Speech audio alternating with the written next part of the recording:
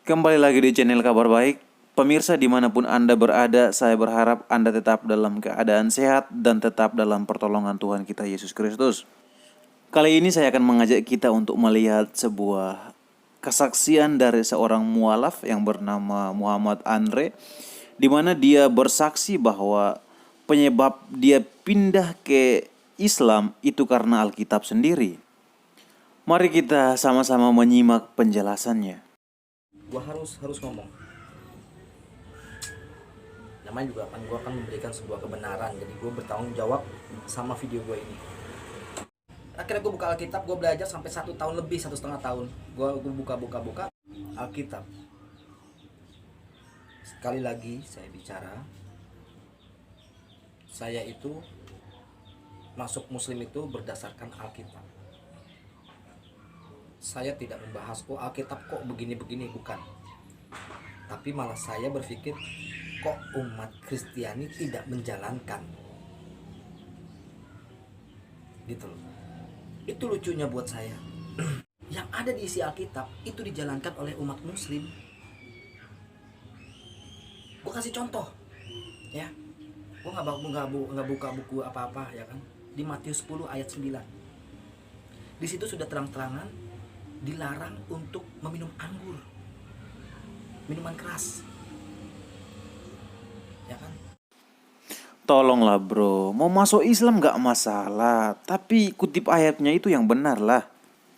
Matius 10 ayat 9 gak ada kaitannya sama sekali dengan minuman keras bro. Jadi pemirsa, Bro Andre mengaku bahwa dia sudah membaca Alkitab selama 1,5 tahun. Tapi kok kutipan yang dia ambil tidak menunjukkan bahwa dia betul-betul belajar Alkitab itu selama 1,5 tahun. Ya, untuk masuk Islam itu hakmu. Tapi kalau kamu mulai berbicara tentang Alkitab ketika kamu sudah masuk Islam, tolong diperhatikan baik-baik supaya jangan terkesan bahwa kamu masuk Islam karena kebodohanmu. Nah gitu loh. Jadi saya nggak alergi dengan kamu masuk Islam kayak mau masuk apa kayak, nggak peduli. Yang penting kalau kamu sudah masuk Islam, kalau mau ngomong Alkitab, ya yang benar lah bro, supaya jangan memalukan seperti yang kamu lakukan ini. Itu masukan dari saya Bro Andre. Semoga kamu tenang dengan pilihanmu saat ini. Tuhan Yesus memberkati.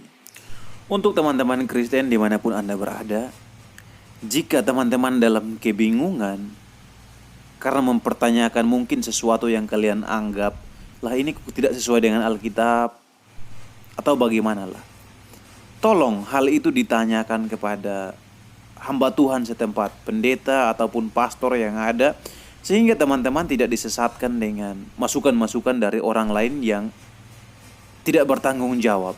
Jadi ini satu permohonan dari saya, agar ketika kalian dalam kebingungan mungkin mempertanyakan sesuatu di dalam Alkitab, jangan bergumul sendiri. Carilah orang yang tepat agar menuntun kalian, sehingga tidak tersesat atas pilihan kalian yang salah. Dan pada akhirnya ketika kalian sudah pindah agama, kalian jangan menunjukkan kebodohan kalian. Gitu loh. Jadi saya nggak alergi dengan siapa saja. Mau milih Kristen silahkan, mau milih Islam silahkan, mau milih Hindu atau Buddha silahkan. Yang penting bertanggung jawablah. Pelajari baik-baik, ambillah kesimpulan sehingga tidak terkesan kebodohan teman-teman. Tapi saya harap teman-teman yang saat ini sedang kebingungan jangan melakukan hal yang sama. Carilah pertolongan kepada hamba-hamba Tuhan yang ada di gereja teman-teman masing-masing, sehingga tidak disesatkan. Seperti hal yang dilakukan oleh Bro Andre, dia melakukan hal yang fatal. Dia sudah Islam, dan ketika dia mengutip ayat Alkitab, ternyata salah. Ini kan memalukan teman-teman. Nah kesimpulannya apa? Dia sebenarnya bukan menunjukkan kepintarannya. Dia bukan menunjukkan kualitasnya di mana dia sudah membaca Alkitab selama 1,5 tahun. Tetapi fakta yang kita lihat adalah dia sedang menunjukkan bahwa dia dalam kebingungan. Dia sedang menunjukkan bahwa dia bodoh. Nah, bukan Andre yang bodoh, tapi cara berpikirnya, pengetahuannya yang belum seberapa. Semoga ini memberkati kita semua. Tuhan Yesus memberkati.